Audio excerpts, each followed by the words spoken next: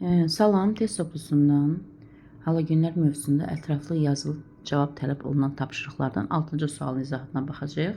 Deməli, bizə mis və mis oksid verib 0,45 moldur ikisi bir yerdə. Qarşının ümumi kütləsi M və artıq miqdar xlorid turşusu reaksiyasına, yəni belə çıxır ki, xlorid turşusuna əlbəttə ki, reaksiya mis yox, mis oksid gedəcək və mis oksidin hamısı sərf olunur, çünki xlorid turşusu artıq miqdardadır.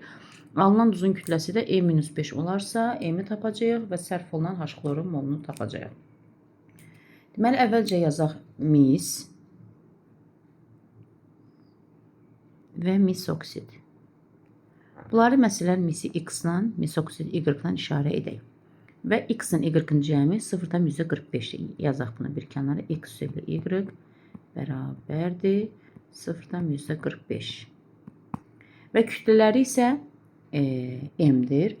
Yəni ki, 64, yəni bunun kütləsi nə qədərdir? Yazaq 64X-dir. Bunun kütləsi nə qədərdir? 80Y. Bunların ikisinin cəmi bizə verəcək M-i. Bunu da bir kənara yazaq. Məsələn, 64X-in üzrə 80Y gələndə edəcək M.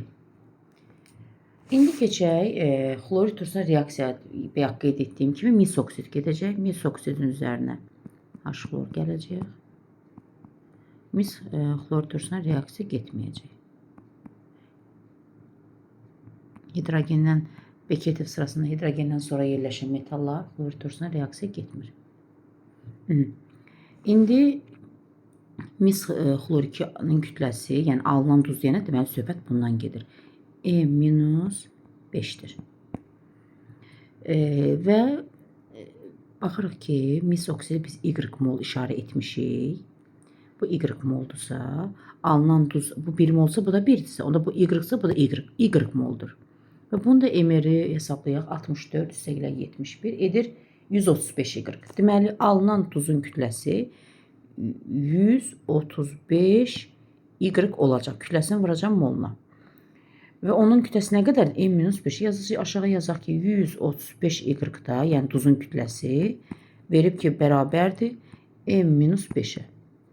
Artıq baxın, burada M-in yerinə aparıb yazsaq, məsələn, burada M-in yerinə yazsaq və alınacaq cavab çıxacaq. İndi yazaq 64X üstəgələ 80Y. Burada M-i 5-i bu üzə keçirsə, yəni 135Y üstəgələ 5 bərabərdir M. M-in yerinə, baxın, bunu yazaq. Bax, burada alınan bərabərdir M yazılıb və onun yerinə 135Y üstəgələ 5 yazırıq.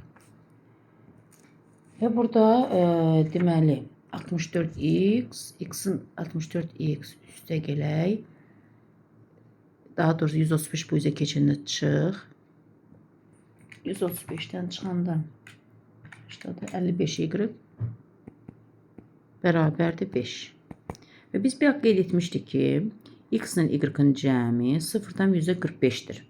Gətirək burada əvəzləmə eləyək. X-in yerinə, məsələn, nə yaza bilərik? X bərabərdir 0,45 çıx Y. Yazaq onu. 64 X-in yerinə çıx Y üstəgələ 55Y bərabərdir 5. Və burada riyaziyyatı hesablayırıq ki, Y-i tapırıq 0,2. Əgər Y 0,2 isə, onda X də 0, baxın, buradan baxıb deyirəm. X də olacaq bizdə 0,25. Artıq bunu müəyyən etdik ki, 0,2 mis oksiddir. Yox, daha doğrusu X-in yerinə biz 0,25 mis oksiddir. Y-in yerinə tapmışıq. 0,2 də bizə mis. Yəni, artıq olanlarını silək, bunu müəyyən etdik.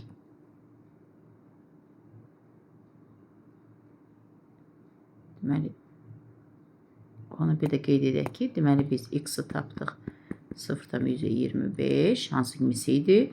0,2 də mis oksid idi. Hansı bu da Y idi bizdə. Deməli, sərf olunan M-i hesablayın. Bayaq nə yazmışdıq? M nəyə bərabər? Bu ikisinin cəminə. Aparaq X-in yerinə 0,25 qoyanda, 64 vuranda, 64-ü vuranda 0,25-ə edəcək kütlə 16. 80-i vuranda 0,10 y-ın yerinə 0,2 bu da 16 eləyəcək. Deməli kütləsi, deməli m bizdə bərabər olacaq 32. İkisinin cəmidir axı. M-i tapdıq. Deməli birinci m bərabər 32 bunu müəyyən etdik.